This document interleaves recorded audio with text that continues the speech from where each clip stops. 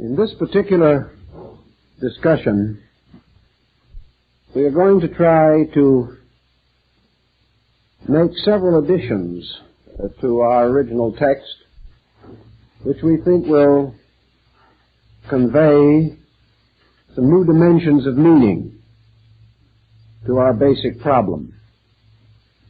In the first place, as we all realize, ancient philosophy and science derived a great deal of symbolical knowledge and insight from the study of the human body. In the function of the body itself, man was presented with an immediate and intimate mystery. And for the most part, this mystery has not been solved, even with our increasing scientific knowledge.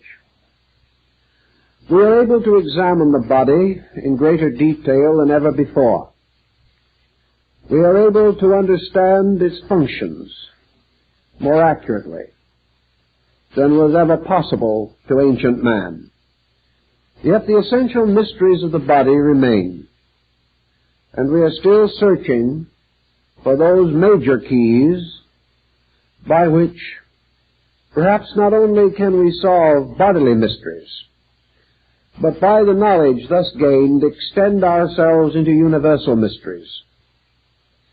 For it was long held that if we could ever understand man, we would have a key to all things that exist, inasmuch as man is bound to all other things, is derived from all other things, and in the course and extent of his existence, he moves through all states and conditions and finds available within himself all instruments necessary for his continuing existence, growth, and unfoldment through all the states of nature, both physical and metaphysical.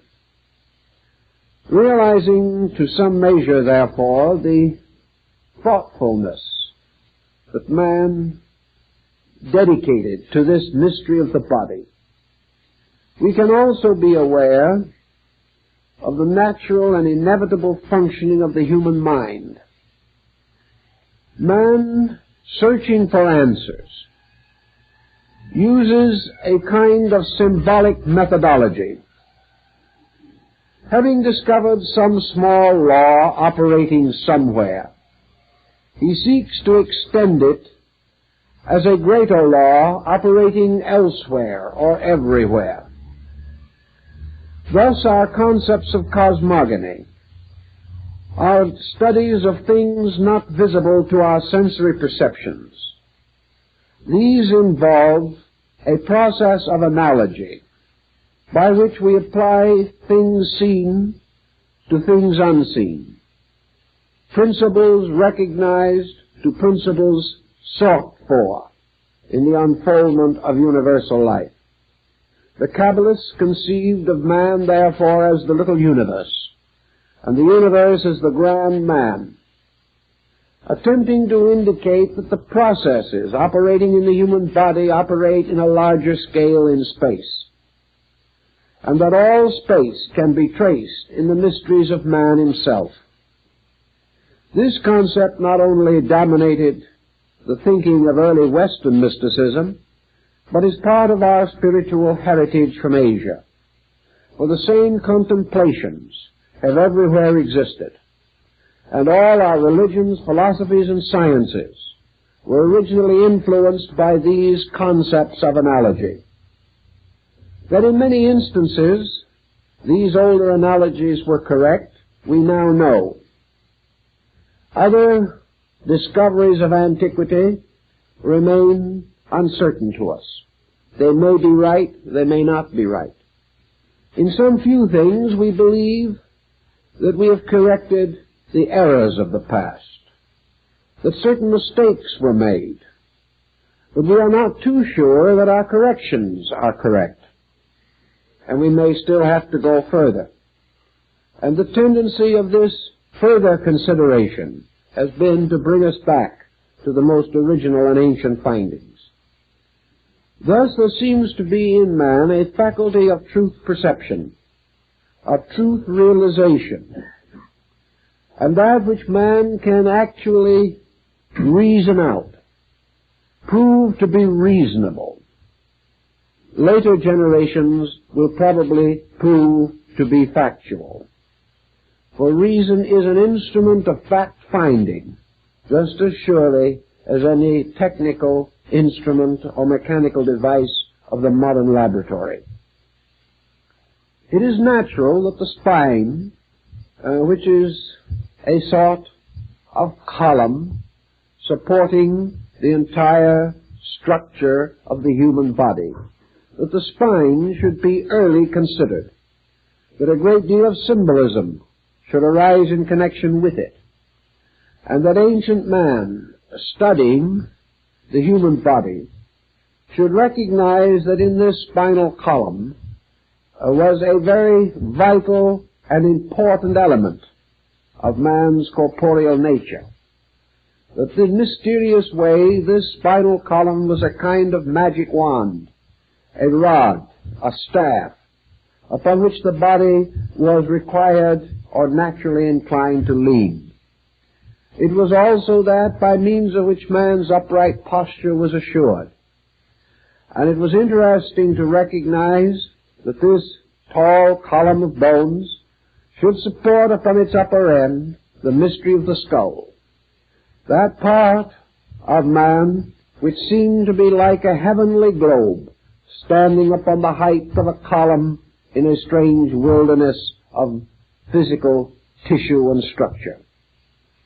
Therefore, the spine as the supporting instrument, uniting the various sections of the body, seemed to bring into some common pattern the three principal parts of the human torso, so that the body itself, with the exception of its extremities, was, so to say, held together or brought into a pattern or harmony by means of this monumental structure of bones, flexible, magnificent in its formation, serpent-like in its flexibility, and yet withal a firm and enduring support, capable of sustaining the various processes of the body with wonderful exactness, precision, and reasonable comfort. It was interesting to these ancient people that this spinal mystery seemed to bring into harmony the three principal parts of the human torso, namely the cranial, or the contents of the skull, the thoracic, or the contents of the chest, and the abdominal, or the contents of the abdominal cavity. These three cavities, so to say, filled with their vital organs and absolutely necessary to the function and consistent development of man, were anciently associated with cosmogony. And Dr. Robert Flood, the famous Rosicrucian mystic of the early 17th century, believed that he found in the structure of the body and its internal organization the source of Dante's mysterious worlds as set forth in the Divine Comedy. We know definitely that this analogy can be extended to many of the Hindu sacred writings, in which the worlds are beautifully arranged and organized in a pattern very close to that of this division of man's principal parts of his body. Thus we have the abdominal cavity, with the long, mysterious, and involved structure of the intestinal part. And in this we see the symbol of the underworld, the mysterious sphere of Hades, of the ancient Greeks and Latins, a mysterious dark universe in which processes are constantly taking place, which are essential to man, but processes that have been very carefully and cunningly concealed by nature. We also recognize in the thoracic cavity what might be called the middle region. And in this middle region, the heart seems to reign supreme over the mystery of life. And far above, supported upon the slender column of the neck, we find the skull with its contents, the wonders of the brain, and of this mysterious upper world. And we find in Hindu philosophy that the spinal cord seems to be essentially the Ganges River, which arises in the head of Shiva, arising in the brain, arising in the midst of all those convolutions which are called the caves of Ganga, where the rishi or the holy men sit in eternal meditation, being symbolical of the brain processes and functions. And that this river then flows downward like a river of life, and that this river becomes a distributor of nerve impulse and nerve instinct to all parts of the body, keeping it alive, so that this spine with its brain above seems to resemble an inverted plant, a kind of bulb with its growth descending from the brain and extending throughout the body. And this extension through the body, through an infinite diversity of nerve structure, seems to resemble a beautiful inverted fern-like plant with its root in heaven and its growth descending downward into earth and even into the underworld. The ancients furthermore recognized in this spinal column with its content a kind of ladder, the kind of ladder upon which Jacob saw the angels ascending and descending.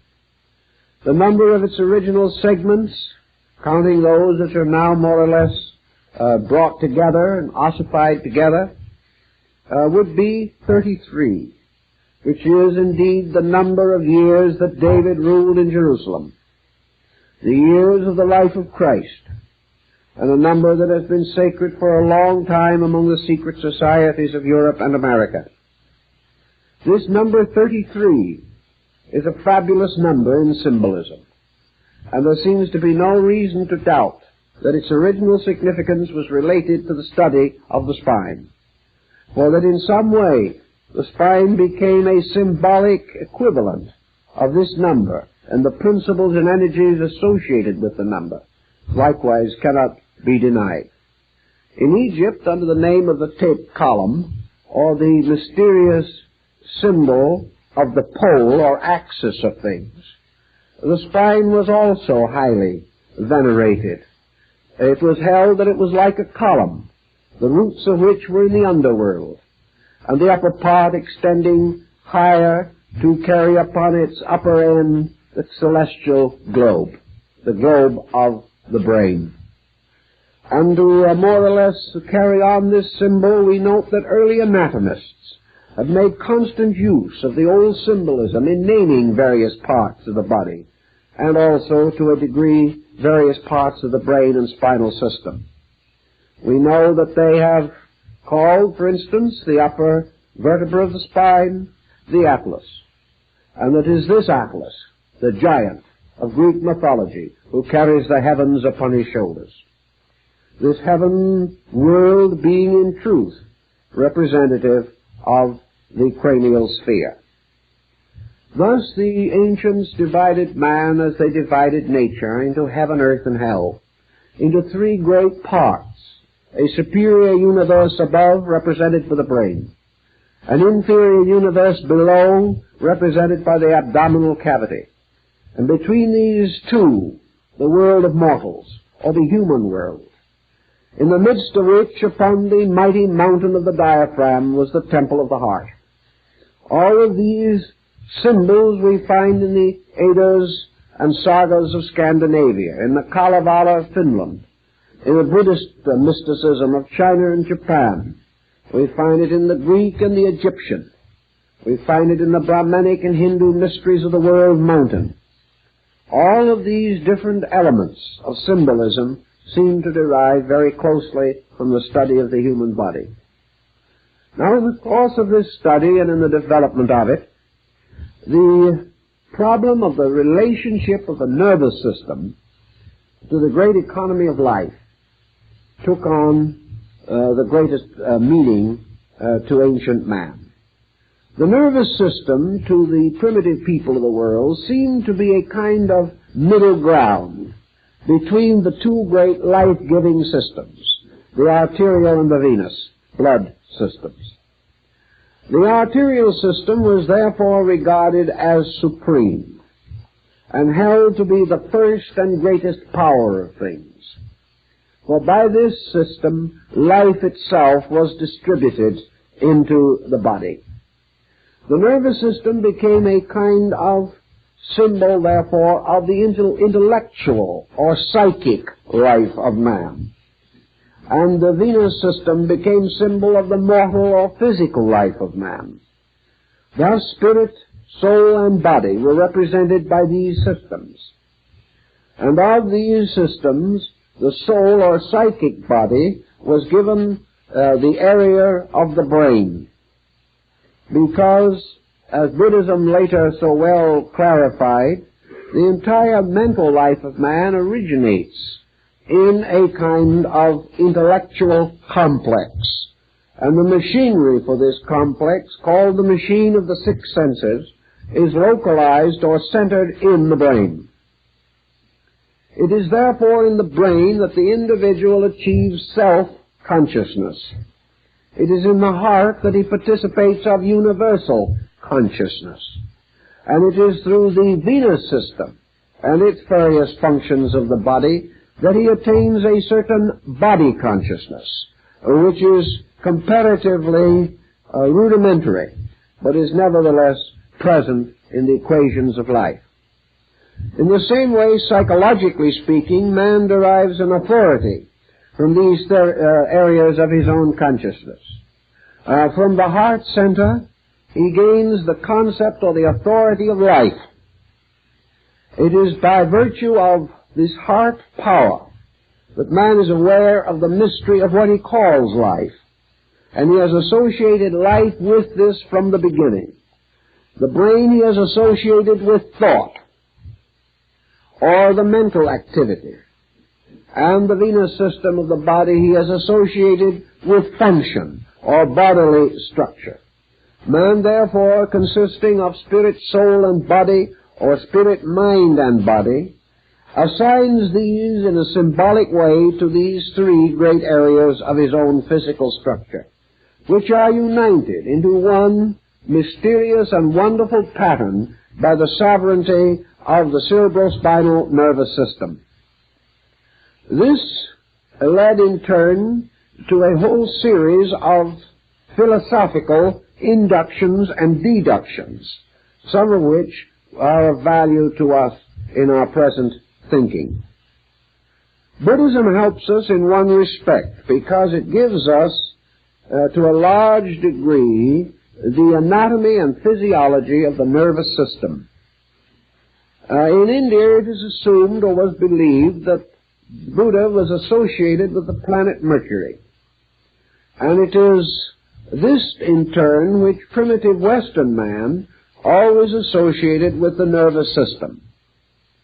The nervous system involves not only the physical sensitivity to nerve action and reaction, but it involves the entire sensory existence of man. This sensory existence of man brings into focus another interesting belief of the ancients, which we have mentioned in the book, but which I would like to enlarge upon a little more.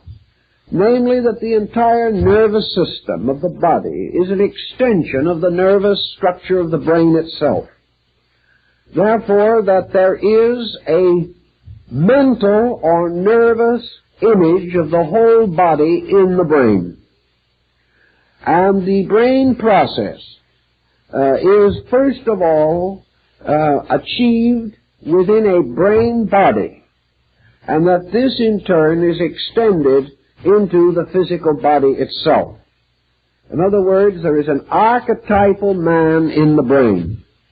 There is an archetypal mental being in the mind itself. And man's mental life is lived in the mind, not in the body. It is only by an extension, a series of reflexes, a process of induction, that the mental life of the individual is communicated to the body itself. The instruments by means of which this communication may be achieved are the two branches of the nervous system, the cerebral, spinal, and the autonomic. These become the instruments for the extension of man's mental life into body. But man's mental life is essentially lived in the mind. And it is in this mental life, lived in the mind, that we have the root of practically all of the individuality factors which we consider to make up Manas, the man, the thinker.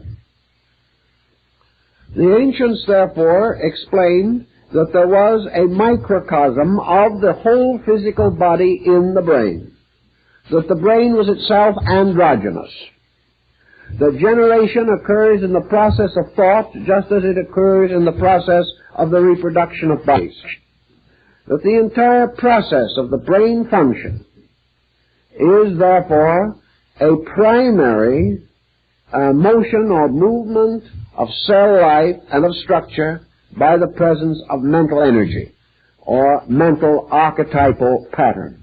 Now let's try to see if we can make this just a little simpler so that we will know more about what we are working with at this stage of our problem. Let us assume, for example, that consciousness per se is located in the heart. Consciousness of itself is not manifested. Consciousness is the lifeness in a thing. Consciousness, as its primary manifestation, merely produces the state of existence. This state of existence is perhaps less purely appreciated in man than in other creatures that exist. But consciousness is, in its true sense, an essence, or a nature of being itself, a nature not self-knowing, not self-understanding, as we term these things, but conscious because of a factor which we say is the factor of immediate action. In other words, there is no delay or no drag in the process of the function of consciousness. Consciousness is unconditioned. It is unlimited and unrestricted. Therefore, it does not have to manifest in a conditioned way. And an unconditioned manifestation of consciousness is pure life. A life in which all of the elements of conditioned existence exist, but are not present. In life, condition exists in its own root, or essential substance or seed, but not in a conditioned state. A creature, therefore, with a heart life may be said to have a condition of consciousness similar to what Buddha describes as nirvana. It is the extinction of all particular or all attribute functioning. It is merely the state of being. A being which does not define its own nature. A being which does not affirm or deny anything. A being which merely exists, and by its existence bestows life. For life is the existence of this being, which is itself immortal. In the development of life, a life develops into a condition of life-knowing. That which exists of its own nature cannot be known by itself. It becomes known, therefore, through aspects or extensions of itself.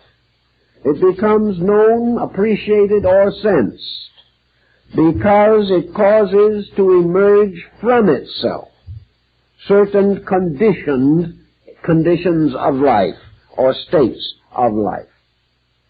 And in man, the primary condition by means of which life becomes capable of the knowledge of itself is man's mental focus. So the mind becomes that part of being, or that part of the development of a creature, in which that creature becomes aware of its own life. Primarily, therefore, it is life awareness. And this life awareness is called the first reflex of being. It is called the process by means of which being becomes a being. Being becomes self-knowing, and through extension becomes capable of knowing that which is not its immediate or primary self. So, consciousness in the sense of egoism, consciousness in the sense of self-consciousness, arises in the mental structure. And this mental structure achieves to the state of self-consciousness by a series of experiences, which are referred to in Eastern philosophy as graspings, or orientations. As a person dizzy reaches out for support to something that is strong and stable, so in its confusion, mind reaches out for supports. It attains these supports by extending itself by means of the nervous system through the sensory perceptions, and it gains certain consolation or conviction material from the testimony of these perceptions. This testimony being brought back into the mind, coordinated by the mental coordinator, and thereby assembled into various types of knowledge. All these types of knowledge having as their end and purpose the discovery or experience of the nature of a selfness or a selfhood. Thus, in philosophy, we discover that it is by means of the mental process that man becomes capable of the consciousness of isolation. He becomes capable of thinking of himself as himself. And as a result of that, he can no longer think of himself as anything else but himself. And out of this conditioning comes the gradual separation of the personal from the universal. And the personal appears upon the surface of the universal. And the personal becomes a condition of the universal. And by means of the personal, the individual again turns his attention upon the universal, gaining this mysterious ambition to understand all mysteries, to solve all problems. Now, the answer to all mysteries lies in the heart.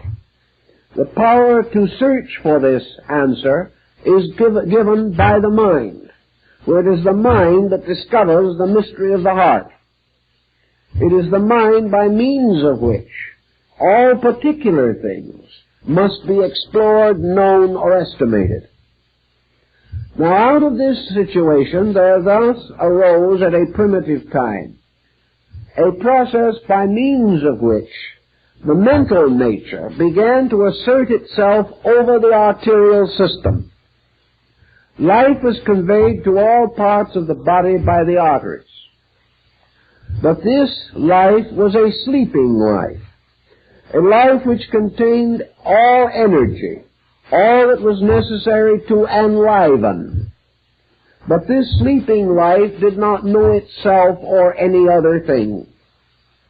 And over this mysterious area, which had become full of life, the mental nature began to exercise control, domination, or leadership by permeating this life with a series or a mass of minute extensions which gradually became nerves. But these nerves are nothing more or less than the gradual crystallization of the seeking power of the mind. the mind seeking not only to know things, but to gradually coordinate the body. That the mind could control the body meant self-control. And in taking over the control of the body, the mind then affirmed a leadership over this structure. And this leadership ultimately caused the individual to become a mental being rather than a living thing solely. This mental being then assumed the control or leadership of all the processes of the body, causing these processes to unfold, causing the evolutionary concept to take over, because it was mind controlling matter that equaled growth. Growth in this sense merely not the extension of body, not the continual healthy life of the cell, not even the healthy process of cell fission and a multiplication of cells, by means of which the world might sometime become completely laden with tissue alone. But now the gradual imposing of mental purpose, the imposing of mental energy upon physical processes and upon the life itself by which these processes were animated. Thus the mind became the transformer. It transformed body into a purposed instrument of selfness. And gradually this self in the body attained greater and greater dominion of body until it established a complete tyranny over body. By the time this had been achieved, man had become a thinking creature. But now we are at this interesting crossroad in the world's thought, that we have now achieved the condition in which, by evolutionary processes in nature and by psychological processes in man, the neural power, or the nerve distribution, has become the administrator of life. It is therefore in the nervous system now that we must seek the solution to most of life's mysteries. It is in the nervous system also we must find the cause of most of life's misfortunes. It is in the nervous system also that we must search for life's meanings, life's goals, life's purposes.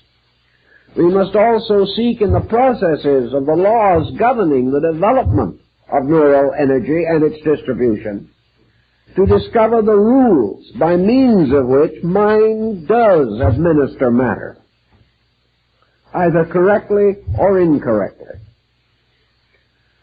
We thus find man today, as the ancients rather assumed him to be, a creature largely composed of mind and the mind physical symbolism, the nervous system. We find that the nervous system has permeated practically all parts of human structure. That as a result of this structure is becoming increasingly sensitive and immediately responsive. And by this process, whether we realize it or not, the entire body is being changed into mind.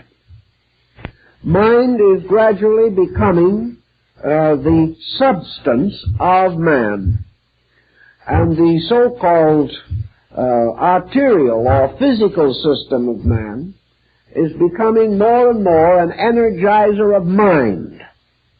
And the vital substances of the body are being channeled ever more continuously to the use of the mental agent. Now this sounds as though we were progressing in some direction or another. But the rub in this situation seems to be that no one seems to be able to vouch completely and adequately for the integrity of this mind instrument that has taken over. Just exactly what is this mind? What is its real nature? What is its substance? Is the mind essentially good? modern psychology and modern science would be inclined to doubt that the mind is good. They will not go much further than to simply say, here it is. We got it, we've used it, we've abused it, and here we are, in the midst of the consequence of something. Also, we suddenly discover that practically all human beings are trusting their destinies to an instrument called the mind, without knowing where it came from, what it is trying to do, whether it is selfish or unselfish, right or wrong, whether it is capable of factuality or not, whether we can depend upon its advice or cannot depend upon it, whether it is an arbitrary despot or an instrument of universal destiny, we do not know. We take certain comfort and consolation, however, in the assumption that mind must be meaningful, because it is a product of a meaningful universe engaged in a meaningful project. Therefore, mind must have its place in the universal purpose, or it could not appear in the human structure.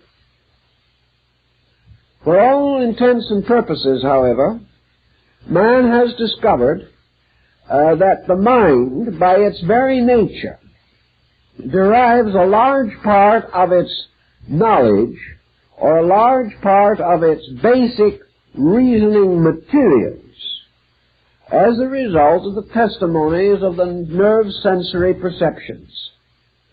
Therefore, that the mind very largely is building its entire structure from environment, and that the great and essential purpose of mind was to extend itself by means of nerves, so that by means of these nerve links it could bind itself to the mystery of the outer world.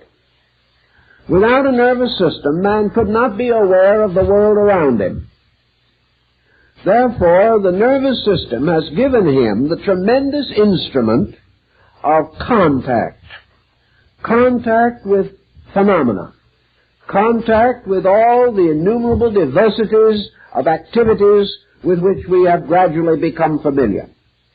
For all classifications, all orders, all systems, which have now been brought together to constitute basic texts for education, all of these structures of findings are the direct result of nerve testimony.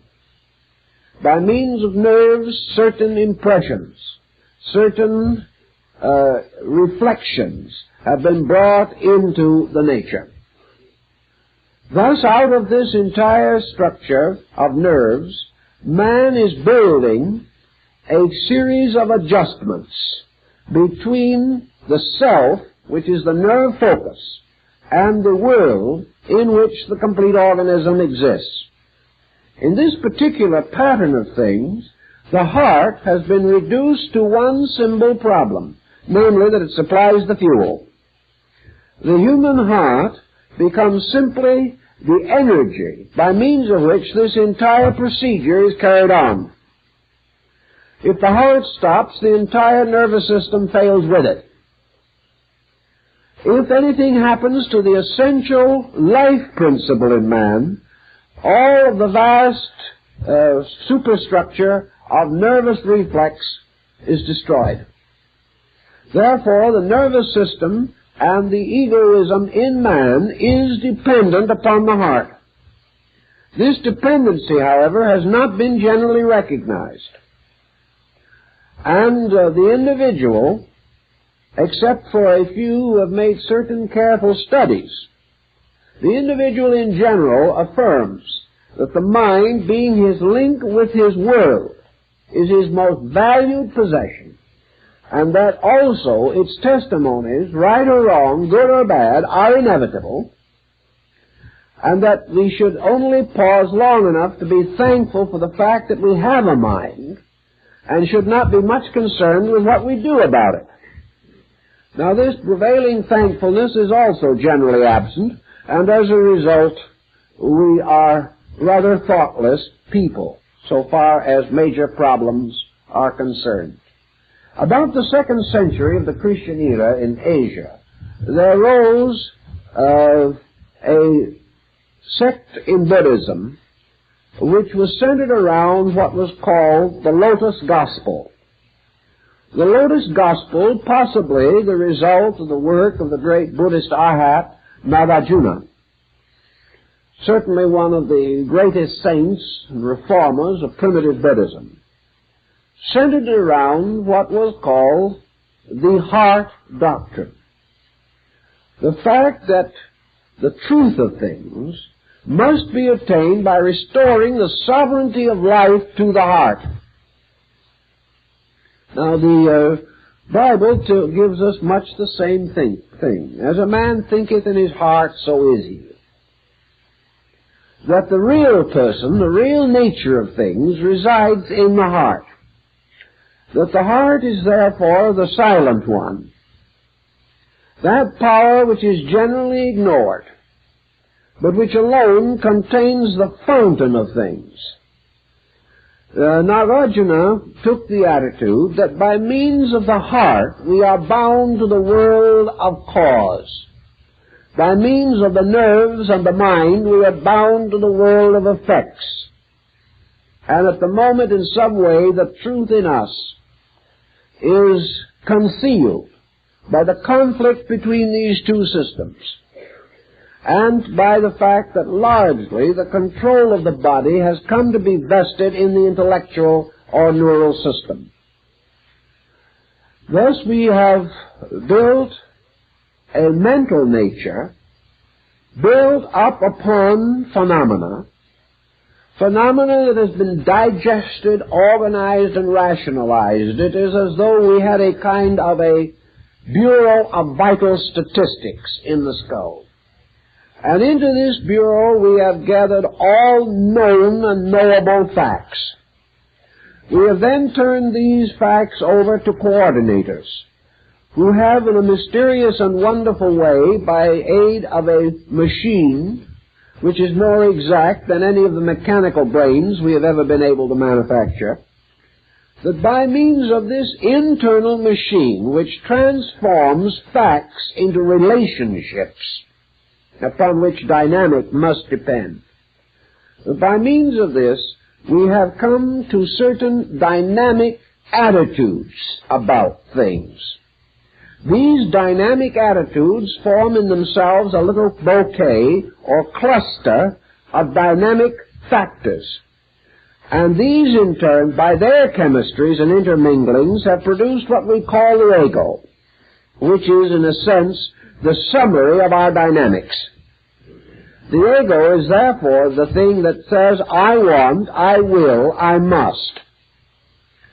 Or, in more convenient terms, not having any particular desire for exercise, it says, I am, which is the affirmation of the fact of self, gained from one primary means alone, namely, that the thinker distinguishes a difference between its own nature and that which it thinks about. Phenomenon, therefore, or the message of outside things moving in upon the individual, this procedure gradually affirms the existence of the thinker in relationship to its own thoughts. And by the fact that we see, we taste, we touch, we feel, the gradual inevitable conclusion is that we exist. And this positive concept of existence within the mind gradually becomes justified by the fact that we can extend our own consciousness into other things. Therefore, we must have a separate consciousness which can be so extended. And subconsciously, we have invested this with the dimensions and proportions of a psychic self or an entity. Now, in this procedure also, the nervous system has come into positive operation. And the nervous system, extending itself throughout the body, has formed its own kind of body. It is not merely that the nervous system is little threads making other physical organs function. The nervous system, in order to cause function, to exist in matter or in structure, must function from its own archetype. Therefore, the organization of the physical body as we see it now depends very largely upon the impression upon this body of the neural archetype, a seal, design, or pattern.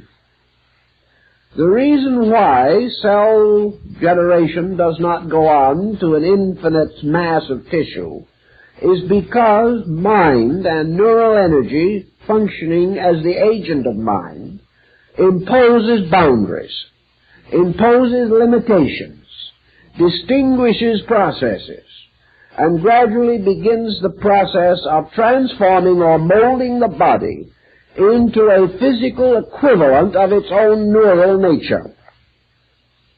And here's where we get into perhaps one of the most interesting but complicated doctrines of antiquity, and that is this doctrine of the Kundalini Shakti and the spinal chakras. Let us then try to understand this a little better, because actually there isn't too much available on this particular problem. We would assume that the various schools of Asiatic philosophy, particularly the Yoga and the Tantra, which were closely associated with this doctrine, would be in common accord about it. But they are not. There are many branches and schools and systems and subdivisions of thought relating to the entire Kundalini mystery, even in Asia. And we cannot, therefore, simply affirm that the East was in common accord about this. The East was, however, in common accord for the most part on one subject, namely that in some way the heart must be brought back into dominion over the neural system. But how this was to be accomplished is not too clearly set forth, even in the most valid texts relating to this subject. Now, most of you have read something concerning the yogic ideas about the spinal chakras. This row of lotus-petaled wheels of light, representing presumably important ganglia or plexi along the spinal cord, that through these there moves a mysterious power which is called the serpent power, and that this power, rising from the base of the spine, ascending through the various small nervous threads of the autonomic system, results in the activation of these chakras, and that by the activation of these chakras, certain internal areas of consciousness are opened or are intensified, carrying with them degrees of extra or supersensory perception and power. Now, this is a very big theme, and it is also a very intriguing one. But let us try to work with the subject just a little more carefully and with some considerable more specialization than we were able to do in our book, to see if we can find out more of what is intended. In almost all works, in fact all works, dealing with the chakras, these are represented in one way or another by symbolic figures. These figures are for the most part lotus form, distinguished by the number of petals.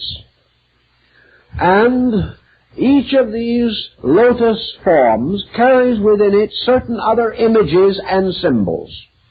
And on each of the lotus petals are various letters of the ancient Sanskrit.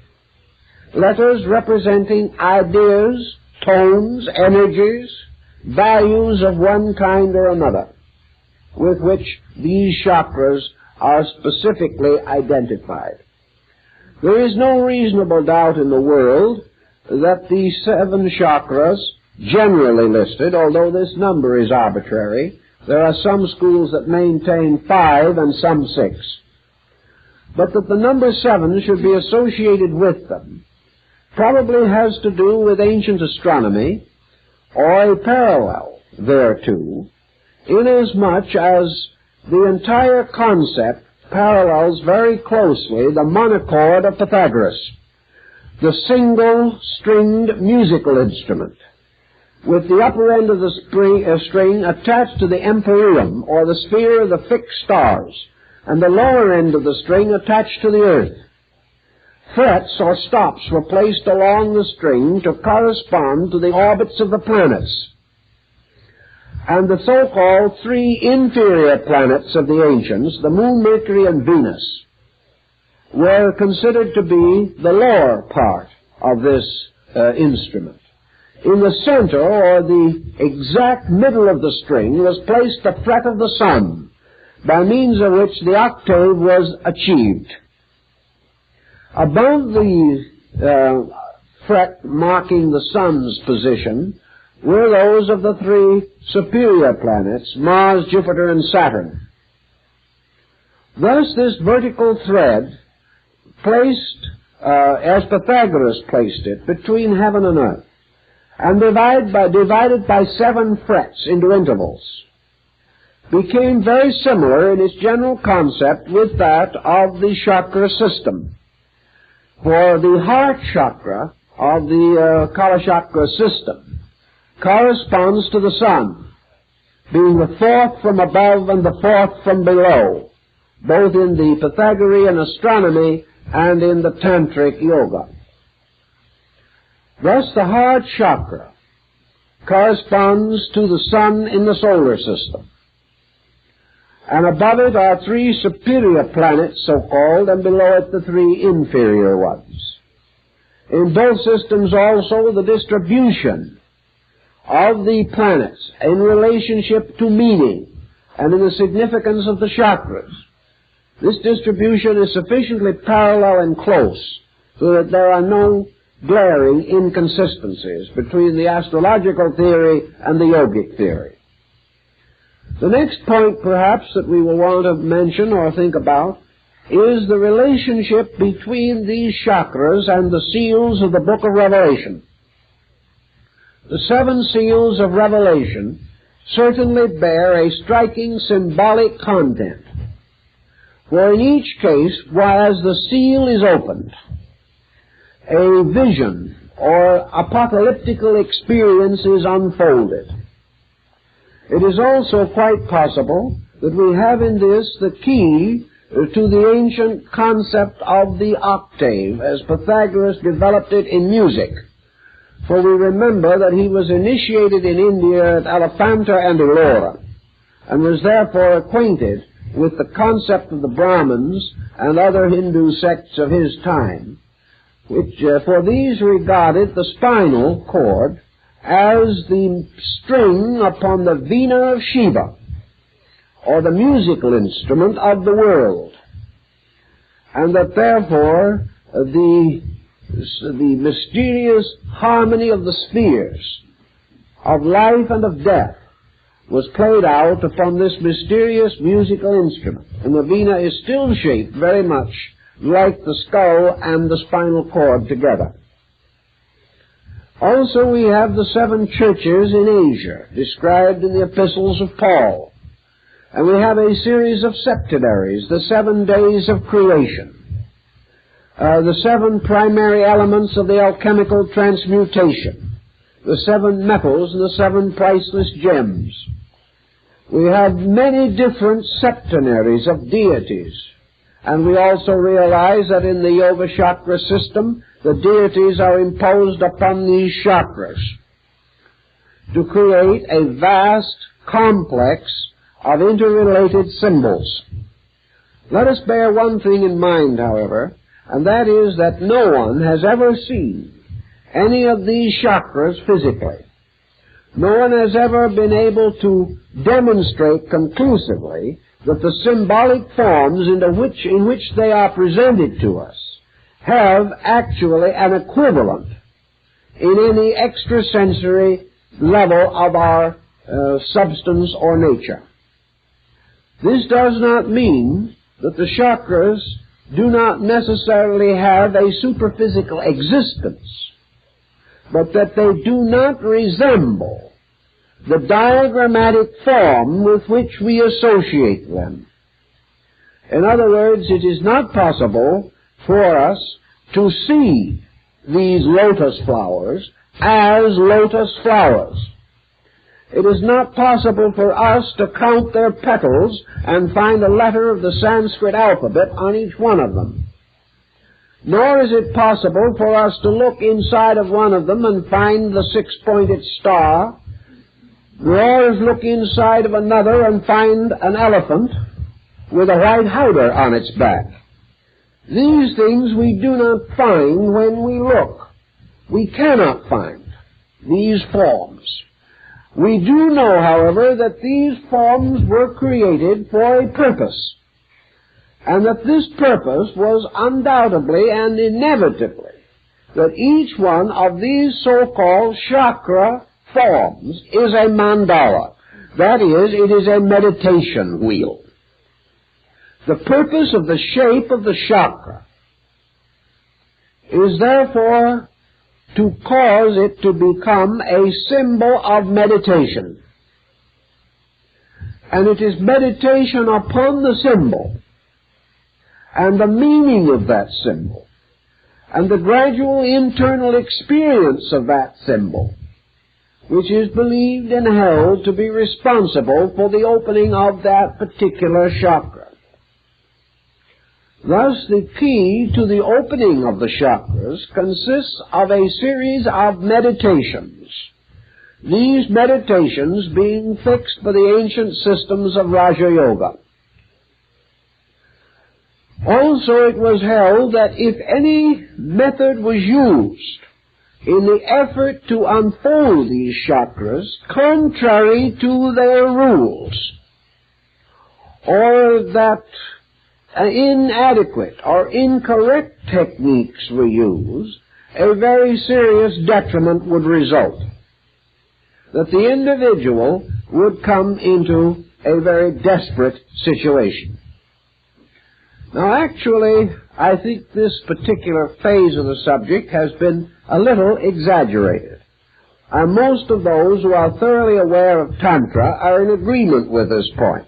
For the simple and single reason that the accidental or inadequate or incorrect development of these chakras is virtually impossible. In other words, it is almost inconceivable that a person unacquainted with the entire doctrine could cause these chakras to be agitated or affected in any appreciable way. Now this takes the next point into consideration. Where are the chakras? The chakras were held to be in juxtaposition to a series of important centers of the human spine. That these chakras are therefore related intimately with certain gangliated areas, and that the contemplation of them was intended to be directed toward the areas in which they existed. The higher school of Tantra, however, makes a very interesting statement which we made in the book years ago, but did not greatly extend. Namely, that the chakras are actually all of them in the brain. And that what we call the spinal chakras are the reflexes of the brain chakras in the mirror of mind. That the neural system carries the reflexes into various parts of the body, but that the chakras themselves are in the 7 primary caves of the brain. Why do the Tantra say this? Why? For a very simple reason, namely that the entire chakra concept is mental. The entire procedure is mind influencing mind. The entire engendering of the theory and the working out of the theory is a phenomenon within the field of mental energy. In order, therefore, we will say, to meditate upon the chakra, it must be conceived of mentally. It cannot be regarded as an organ which can be examined by persons of all beliefs. While it's a little inconvenient, perhaps, to examine your liver just as a casual procedure, still it is perfectly possible for us to know the approximate shape and size of livers by autopsy and dissection, or by the very excellent models now made in Germany and, I believe, soon to be released from Japan, bearing upon this phase of the subject. In other words, any physical structure can be explored, can be examined, its size, shape, substance, and materials estimated with reasonable accuracy. Such is not true of the chakras. The chakras can be explored only by mind, can be visualized only by mental concentration, can be known and experienced only by mental reflex. Therefore, in the chakras, you have a very rarefied group of mental organs arising within the substance of man's mental existence. And as a result of that, being subject to all conditioning that is possible to a mental structure or form in nature. Now here is one of the problems that immediately presents itself on this basis. The mind being used for the visualization of these spinal mandala, which is what they actually are,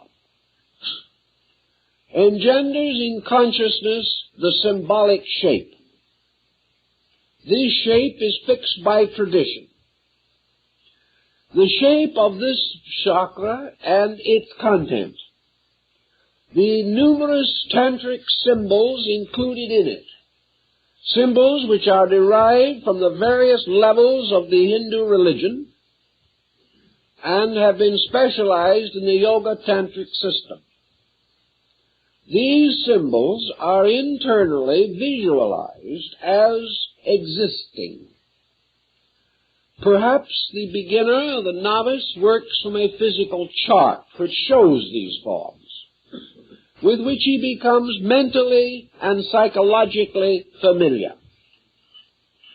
The purpose that he is attempting to achieve is, therefore, to release the energy symbolically represented by this form.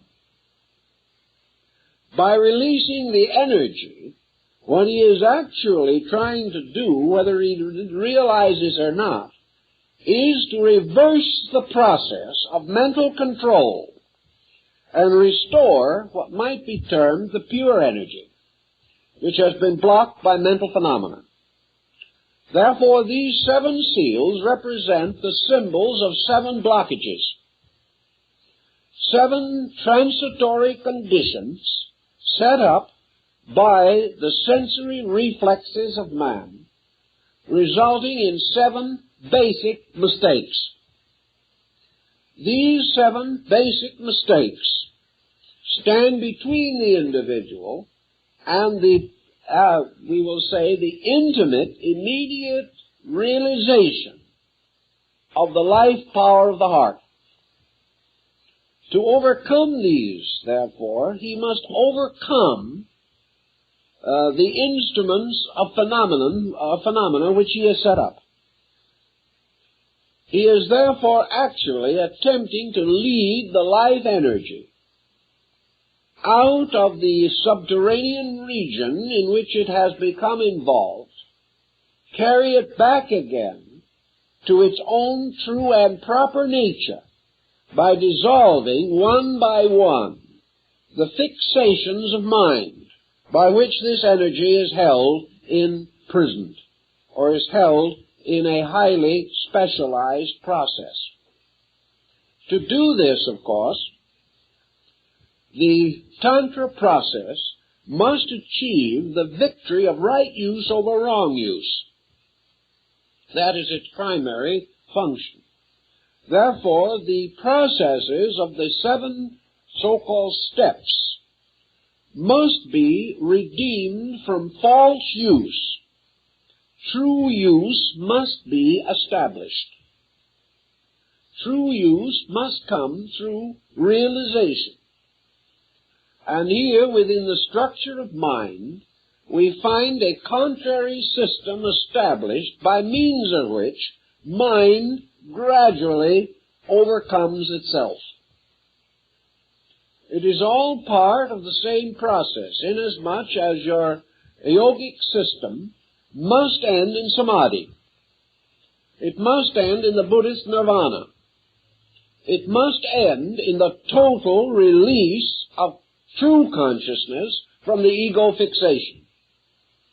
This is represented in the Eastern system by the final victory of Atman, the universal, the one which alone is real, and man's ability to achieve union, which is the true meaning of the word yoga. Union with the infinite, union with that which is unconditioned.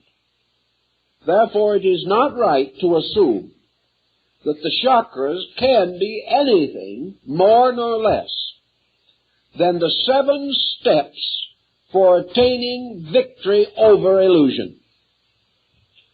Now, as 7 steps for attaining victory, man attains the victory by attaining victory over the symbolism of the chakra itself. He gains his victory by mastering these wheels. Now, the word chakra actually means a whirling wheel. Now, the whirling wheel, which is sometimes shown balanced or poised upon the finger point of the god Vishnu, this wheel is a reminder of the Tantra that these centers are in constant motion. All of these chakras should be represented as spinning violently, and the direction in which they spin is of the greatest importance, because in each case victory consists in the reversal of the direction. This is very significant as we proceed. But why do these chakras always appear or seem to be spinning? The answer is that in the condition of man, all of the so-called aspects of mental energy are in constant motion. There is no stability in the mental energy. It is continually in movement. It is continually in conflict. It is continually contradicting itself. And these chakras represent conditions which are constantly in alternation within their own structure. Like the wheel of fortune that goes round and round, and where it stops nobody knows.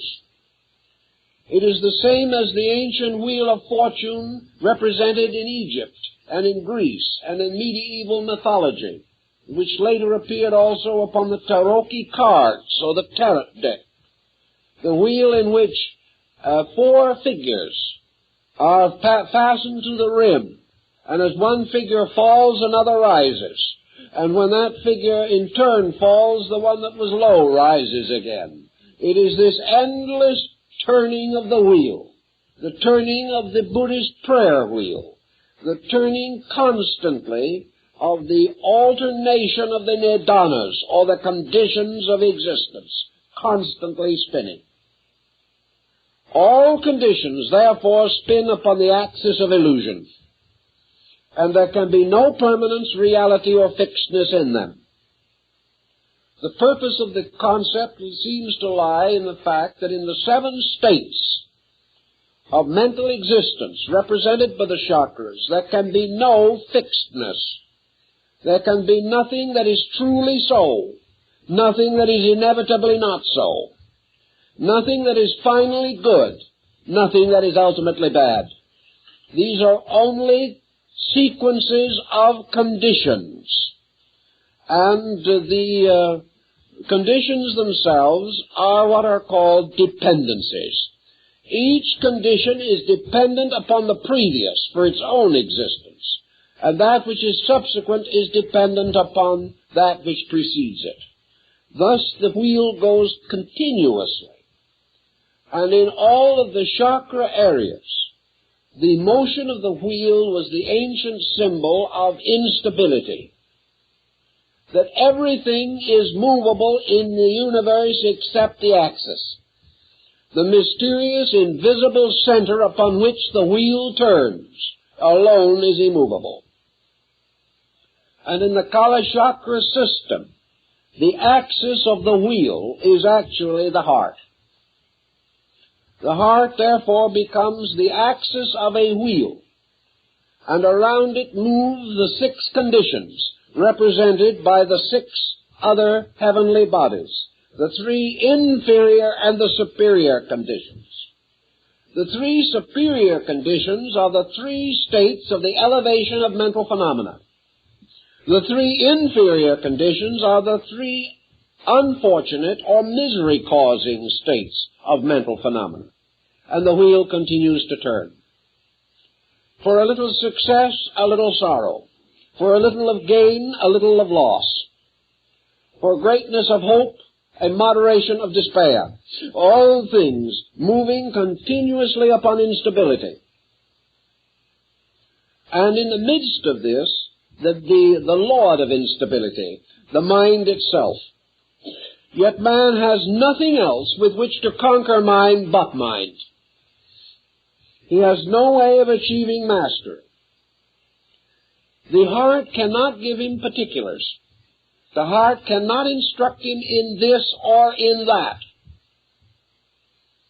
The heart, therefore, cannot wage war with mind,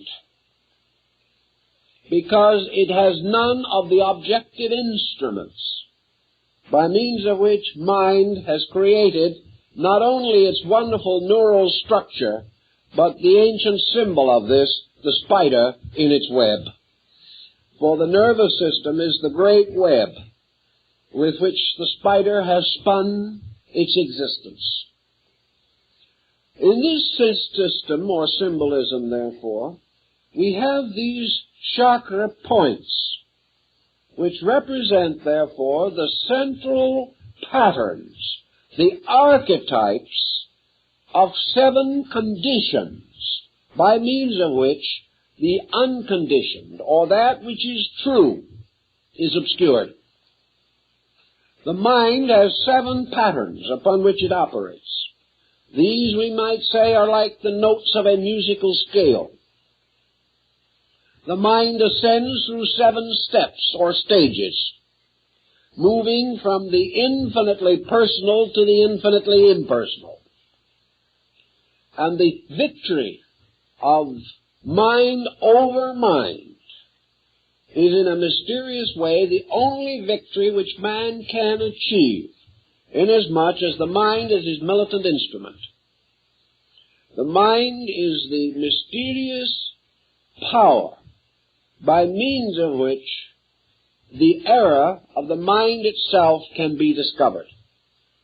Thus, as the mind has been shown to produce logic, to destroy that which is illogical, mind has produced reason to overcome that which is unreasonable, always remembering that the mind also generated the illogical, which it later had to correct, and also was the source of the unreasonable, over which it ultimately had to gain a victory. And always remembering that the reasonable of today will probably be the unreasonable of tomorrow, and that no degree of mental attainment which man can achieve can be other than the victory of a new mind over an old one, or the victory of today's thinking over yesterday's thinking. The mind can therefore battle only itself. It can have a victory only over itself. It can make a fool of nothing but itself. And actually, It is the only power that we have by means of which man can lead himself out of the maze of mind. And the old mystics, being well aware of this fact, then created a rather stable pattern to lure the mind away from its own negations, to conquer step by step the primary fallacies of the mind, to achieve ultimately the overcoming of the ultimate fallacy of the mind, which is the fallacy of selfness. This in itself must lead then to that which is beyond self, that is the Atman, or the reconstruction of man's relationship to the concept of self, so that self is no longer the personal being, but the universal being, and that allegiance is transferred from the will of the individual to the silent will of space itself.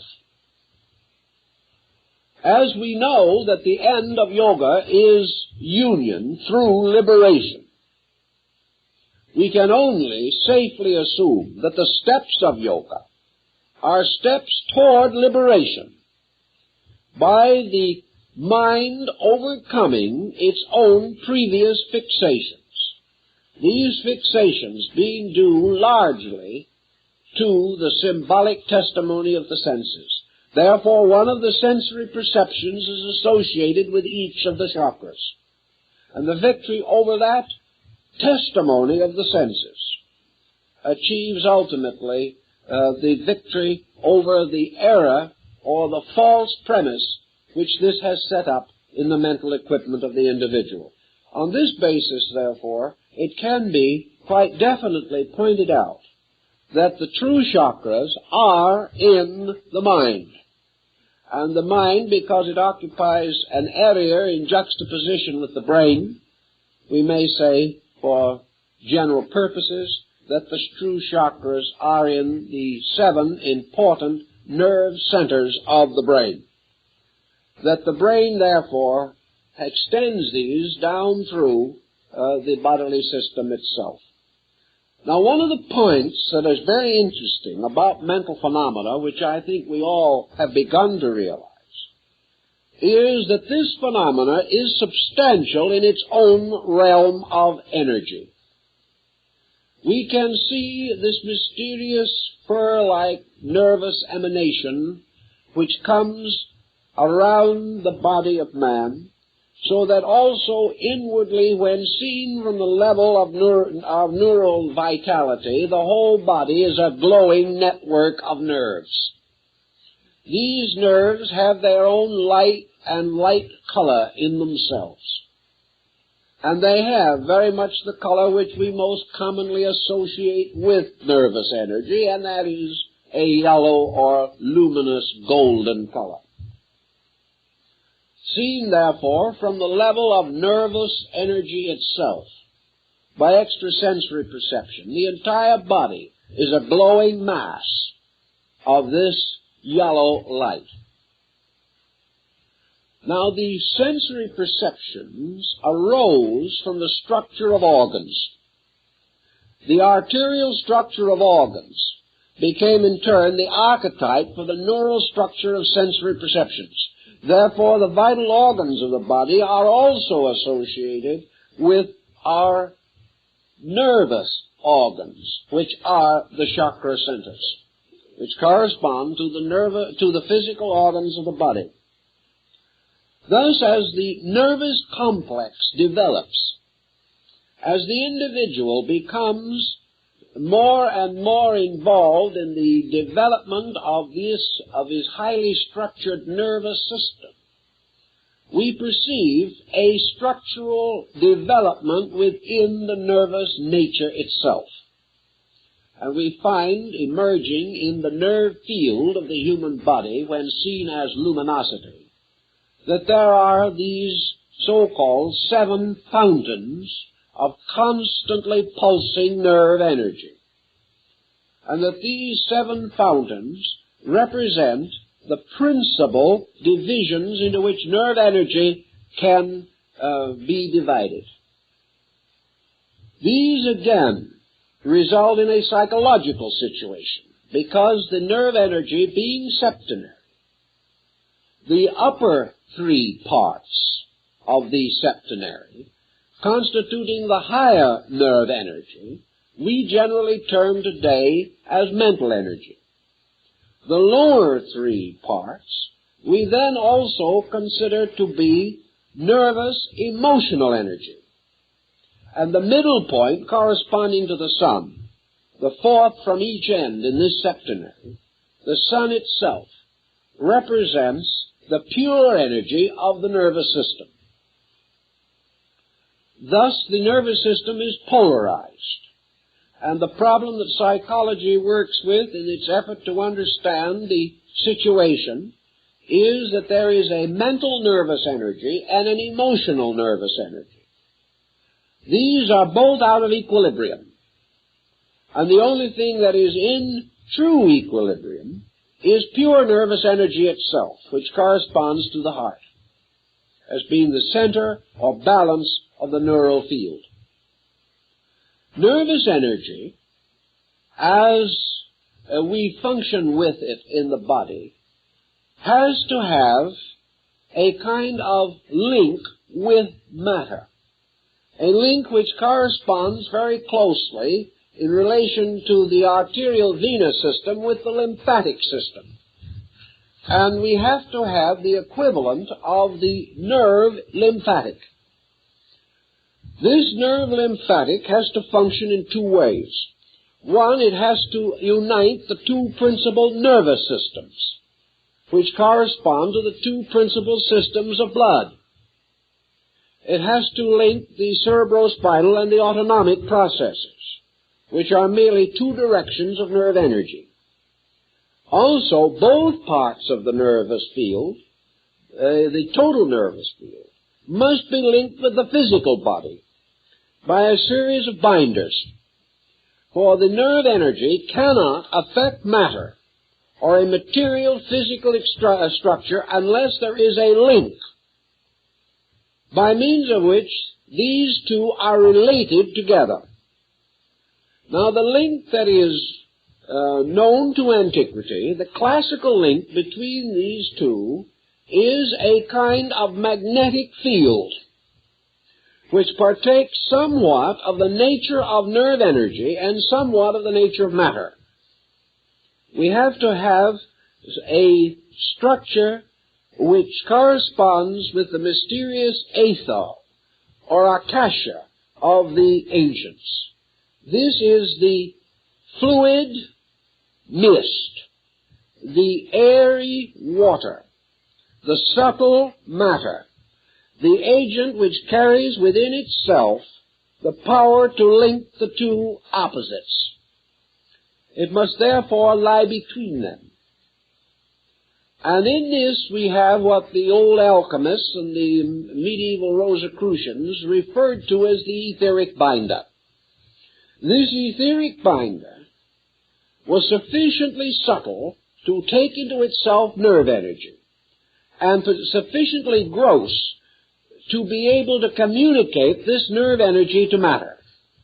It formed the bridge, a kind of antascarana between these two fields of existence. So wherever nerve functions in body, nerve force, moving through nerve structure into body, there has to be these links. The nerve energy itself is one thing, the nerve tube through which it passes is another. The nervous energy is one substance, the tube is another.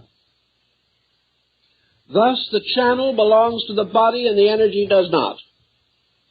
And the energy must be channeled in this tube by means of the so-called etheric binder. The interesting thing that we now come to in connection with this situation is that the so-called etheric binder was one of the agents which a long time ago came very closely and completely under the control of the mind. Thus, the etheric binder, or this mysterious magnetic field, comes under the dominion of thought. And it is because of this that by means of the mind a series of physical phenomena can be produced. As for example, if you have the skill and the understanding, you can cause patches of color to appear on any part of the body by sending mental energy there by direct effort.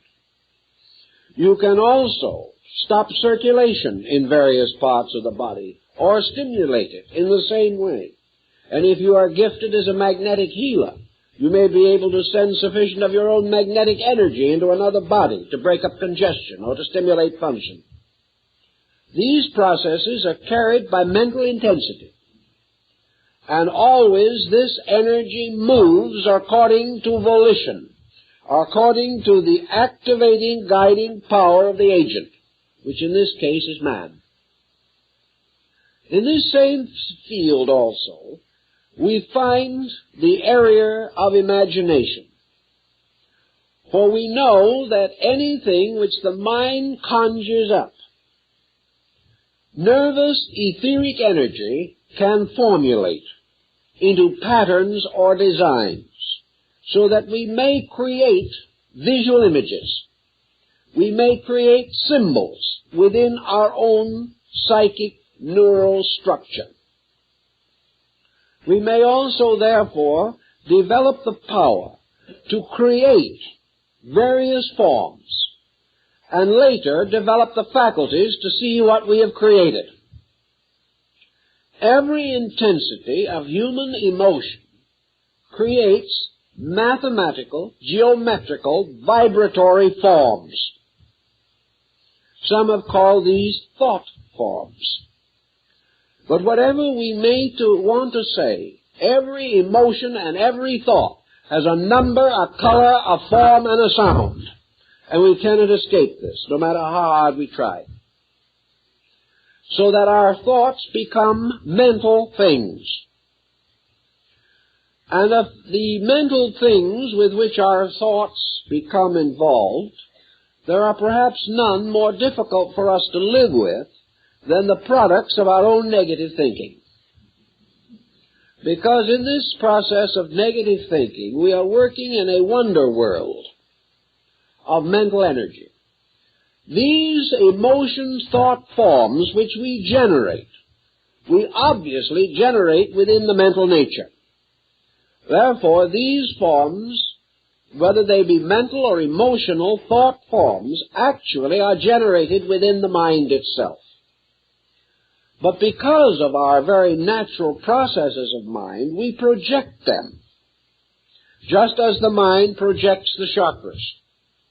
And as a result of that, these forms, these thought entities, can be seen as something separate from ourselves, although they have no substance except in ourselves. We can project them. Just as, for example, if there is a phase of psychology in which we can project an image from within the subconscious and project it objectively as a visual form, and see this image as distinct and apart from ourselves. This is one type of ghost, the ghost being a reverse perception from within ourselves, projecting itself in such a way that its image is recorded in the brain at the same time that visual image of places or a place is recorded, so that we may be standing in a room which is properly recorded and sees also standing in that room a person who is not there, because the person has been imposed within the mind upon the thing actually seen by the sensory perception. Now this, further to our purpose at the moment, simply means that if any person deeply concerned with problems such as yoga and tantra develops a certain type of mental intensification, they can cause the symbolic, diagrammatic forms of these chakras to be created in the mind. these forms can then be visualized in relationship to the body.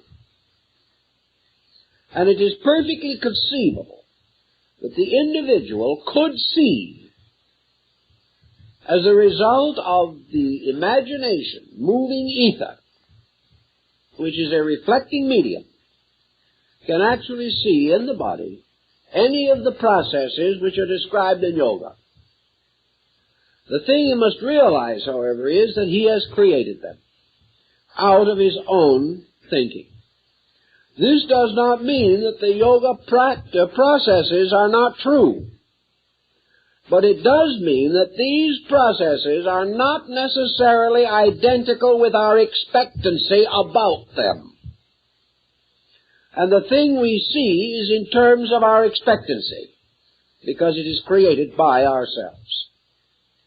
Now, the practical side of this, and there is always a practical side to these problems, is that an individual can come, and many have come to me, who are in a rather terrible state of mind. They had taken a half a dozen lessons in yoga from an outstanding exponent who disappeared soon after and was not seen again.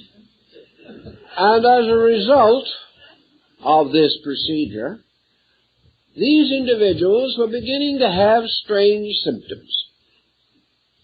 And the only thing that they could finally decide was that their interior yogic chakric system had been badly mistreated by one cause or another, and that therefore they were in a horrible state, and about the only thing they could hope for was better luck in the next incarnation. These people described all of the unhappy symptoms which they theoretically assumed would accompany yoga. They insisted that at some time when they were least expecting it and really weren't even looking at that moment, this tremendous power of the Kundalini surged upward like a geysering oil well, burst into their brain, went out of the top of their head, and took their common sense with it. Now, this situation actually happens. People under such conditions are quite naturally frightened to death. And from this situation has arisen the belief that by wrong practices or by incorrect guidance, a great spiritual injury has been performed. Under this kind of terror, and under the prevailing mental tyranny which would associate with it, lives have been completely wrecked and individuals have finally landed in hopeless mental breakdown and been confined in institutions. Actually, the chakras were not touched, moved, or involved, because nobody could actually create the condition which was described as a result of 6 lessons or 66 lessons. The actual moving of this peculiar psychic agent is so profound and involved a problem that the individual who was in trouble could not even have approached the beginning of it. What they had actually done was create a complete mental chain of chakras and blown this apart with their own fear. Now, this type of thing can happen, does happen, and another individual, incidentally, with a little psychic vision, might appear to see what they have seen, and they can get confirmation, because their own thought form has set up these etheric thought patterns, which can be seen by another person. But the fact they can be seen still does not make them so. For in this entire phenomenon of mind, there is nothing that the mind testifies to that is finally true. This is an amazing but important fragment of philosophy. The fact that the mind has decided it is in itself prima facie evidence that there's something wrong with it. For the only truth is that which the mind cannot conceive. So the mind is, at best, an organ of diminishing error, in which by degrees we can overcome its most flagrant mistakes, but we cannot overcome its final mistake, which is self-existence, until, as the ancients believed, we had achieved the samadhi, or the final union with absolute being. So in the chakra problem, we are dealing with a series of symbols.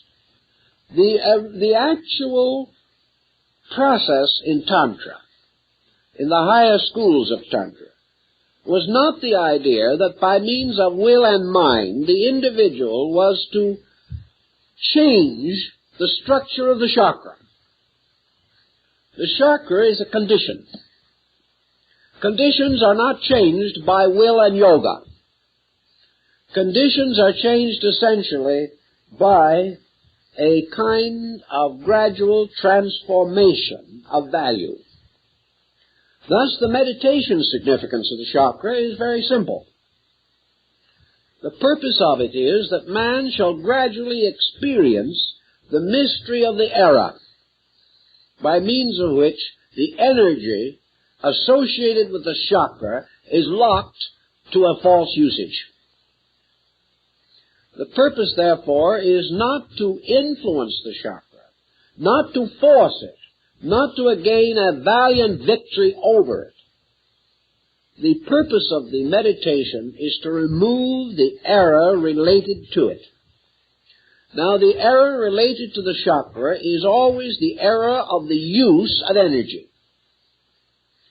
The chakra represents a pattern which has a true purpose and a false purpose.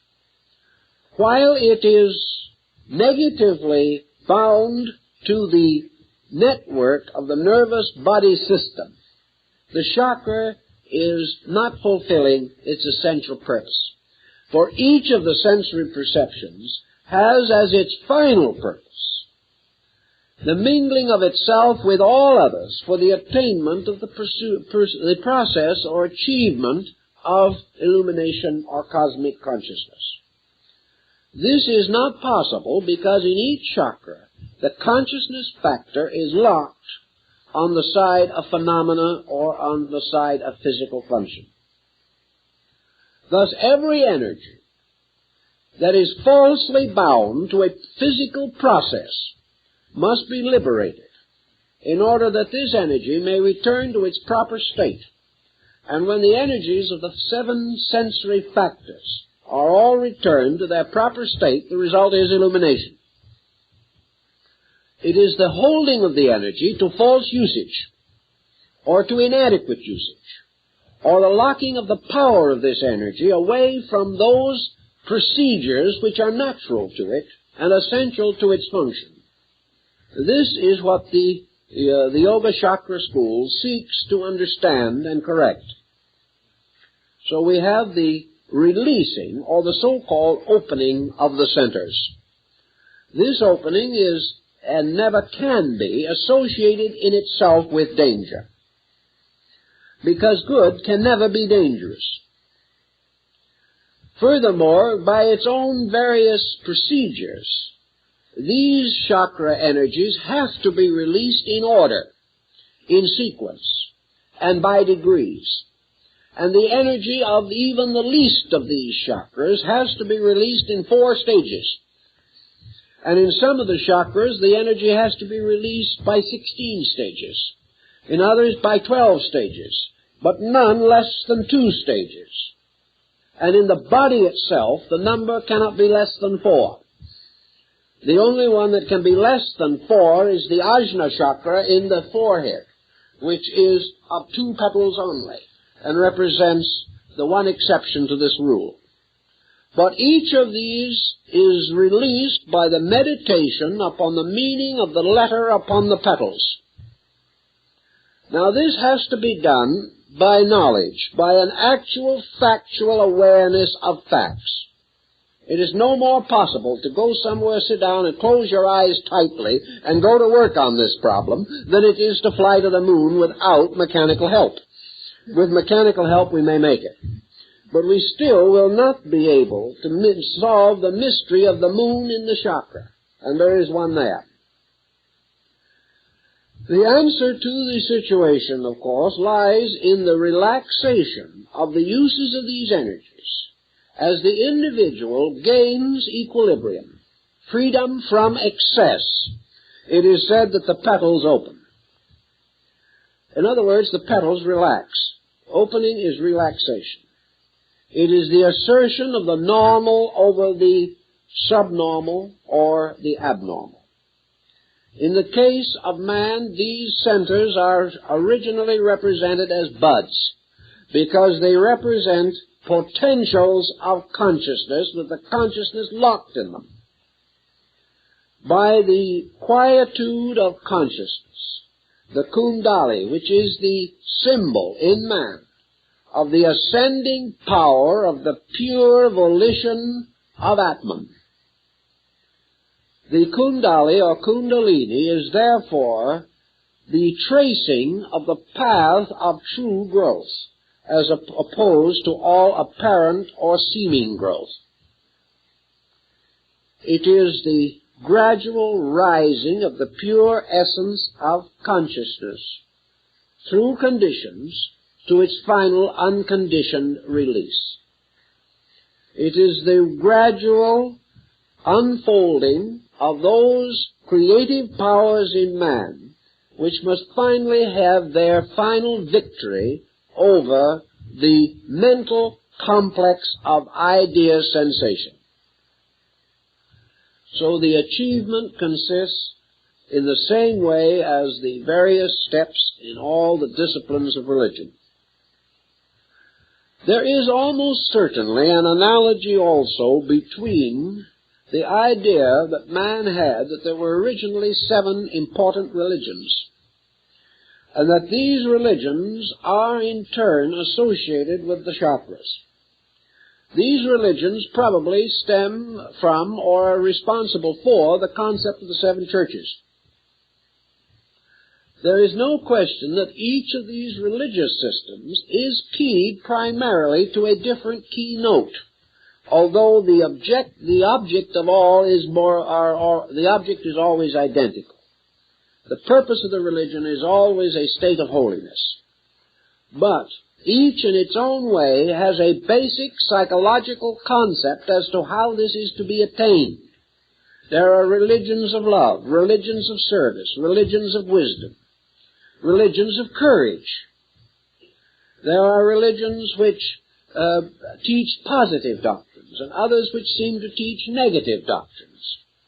And the ancients simply held that the great religions of the world were themselves, more or less, this symbol of the chakra chain, or as it's referred to by Sri Krishna in, I believe, the Uttara Gita, there is this idea of the one thread passing through the 7 beads. Now, the 7 beads can be the 7 chakras. The 7 beads can be the 7 religions. They can be the 7 races. They can be the 7 continents, the 7 forms of life, the species, the genera of all things. But wherever this septenary occurs, it finally tells us that the creative power itself, represented in Tantra by Shiva, that the creative power itself in meditation creates the 7 worlds from its own mental chakra centers, and that the creation is the setting in motion of the 7 wheels or chakras within the structure of universal mind. In this, the atmosphere gets rather thin, but at the same time, the symbolism is meaningful and I think has basic significance for us. That this septenary which we find in nature, therefore, always flows back into the sign and symbol of the great mendicant, and that is Shiva, seated on the top of the mountains of Himavat, wearing the garment of ashes as the symbol of mendicancy, holding the tridenta, and with the river Ganga or Ganges pouring out of his head. But in this meditation symbol, the deity enters into, in descending order, the consciousness of the seven ganglia of the nervous mental consciousness, and from each of these levels causes a creation to flow out. Man is one of these creations. Each form of nature repeats, therefore, in miniature, the procedures of the great mendicant. The same mendicant draws the universe back into itself again in the end of the great period of manifestation by reversing the visualizing process and causing the consciousness to ascend again through the seven conditions to the unconditioned. Thus, involution is the emergence of all these worlds coming forth out of the great chakra wheels of universal mind energy. Evolution is the reversal of the motion of the wheel and the gradual reabsorption of condition into the unconditioned on each level. Therefore, if we wish to take one of the chakras, let us, for instance, take the heart chakra, for example, which apparently is the chakra that was of the greatest significance in the Pure Land Gospel of Buddha. In this chakra, we have the concept, therefore, of the radiant power represented by the Buddha Amitabha, seated in the midst of this great lotus. And these deities are always lotus-throned. And these lotus thrones are the chakra in each case. But is seated in the midst of this lotus throne, and the victory of the heart as a victorious fact over the illusion of desire, which is its negative fact. The victory of compassion over passion. The victory of love over desire. The victory of release over possessiveness. The victory of love over hate. The victory of all things in their own nature, right, true or good, over their extensions, or their misinterpretations, or their confusions, as a result of the impact of external phenomena. The victory in each case is the restoration of the simple fact of the thing. Therefore, when from the heart chakra, which we have variously used in our functions, someone says, have a heart. Someone else says, he's kind-hearted. Another individual says, his heart is in the right place. These are tremendously dynamic statements. We never could imagine the heart being anywhere else, but anyway, it sounds good. Psychologically, we are now referring to the goodness of the heart. When the simple fact of the goodness of the heart achieves victory over the compromises which we make of affection, regard, friendship, in the concourse of daily life, when the heart becomes the seat of goodness, and this goodness gains victory over the illusion of compromise, we may then say that the heart chakra opens. The discipline by which it is achieved may involve the recognition of the chakra, the recognition of the unfolding of it. But the discipline is meaningless unless it is accompanied by a series of transformations of conduct, by which in fact and in action man's understanding is transformed from selfishness to selflessness, from egoism to non-egoism, from personal to universal. And when the transformations have occurred in the conduct and character of the individual, the ancients decided or revealed that this energy, which has been locked in misuse, now begins to flow out in its natural purpose. And the nature of this energy is therefore represented by the 12 petals of this flower. And with these petals opening, the victory of this consciousness over the 12 nidanas, which are the conditions of existence, which can all be solved by true love. The victory, therefore, of the chakra simply means that its energy is now devoted to solution rather than to confusion, and that by an experience of consciousness we have achieved the opening of this flower upon the mysterious rod, which we call the spine. This is the symbol of the blossoming of the rod of Joseph, and in the Tannhäuser legend, the blossoming of the staff of the penitent who is forgiven because his rod blossoms.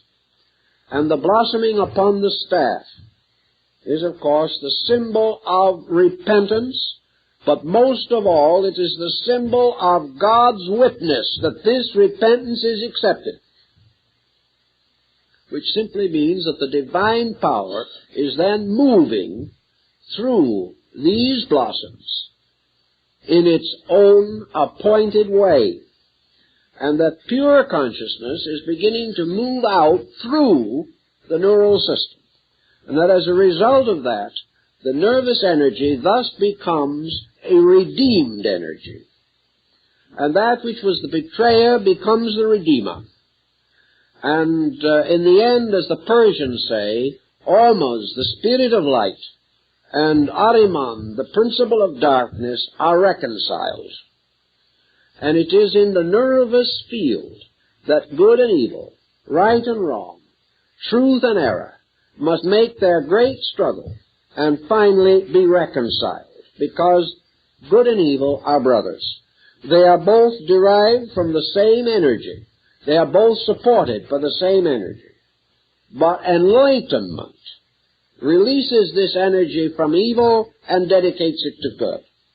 The wheels reverse their motion, and the Dharma chakra, or the wheel of the law that is forever turning, turns towards redemption rather than toward embodiment and toward the Dharma of unfulfilled personal desire. This, I think, perhaps will give us a little different concept of this, perhaps a little nearer to the teachings of the great essential Tantra, before it was disfigured by various adulterations of belief. In other words, before the mind took it over and ruined it. But to redeem it again, it is once more the victory of true consciousness over mental consciousness. And from this, the ultimate victory of silence over all sound.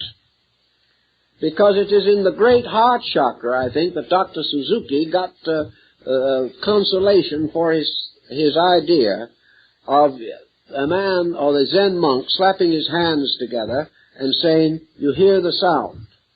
And then the disciple says, "Yes." Now the master said, "Make a sound by slapping one hand together." And the disciple had a little trouble with that. But in the 12-petal chakra, according to the Tantric scripture, comes from this chakra, the heart chakra, the sound that is not caused by any two objects striking.